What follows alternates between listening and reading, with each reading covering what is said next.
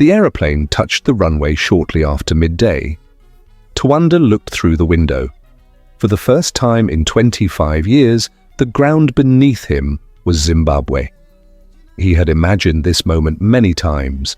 In some versions, the return was dramatic. The aircraft door opened, warm air entered, his feet touched the country, and something inside him shifted. Home recognized him. But the real moment was quieter. There was the hard sound of tires meeting the runway, the engines slowing, passengers reaching for their phones, seatbelts opening before the aircraft had completely stopped, and a child asking whether they had arrived. Then came ordinary movement. Tawanda remained seated for a few seconds. He looked through the window at the airport buildings. They were not the buildings he remembered. The terminal was larger, brighter, and more polished. Glass, metal, open space, clean lines and new passenger bridges stood where his memory expected an older and smaller airport.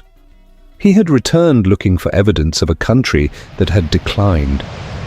The country's first answer was a new airport.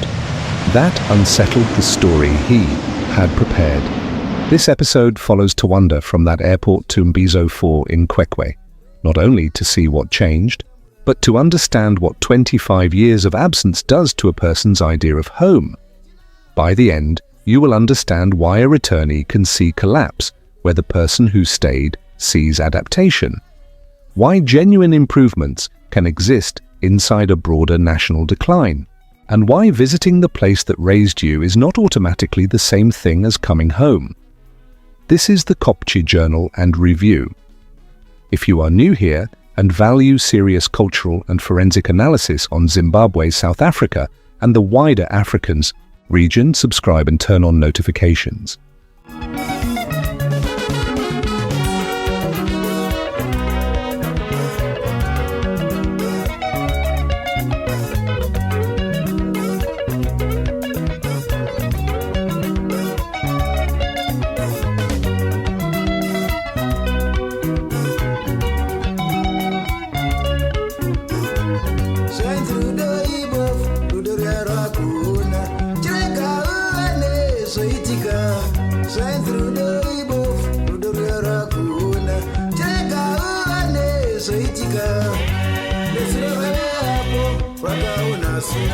Nasiru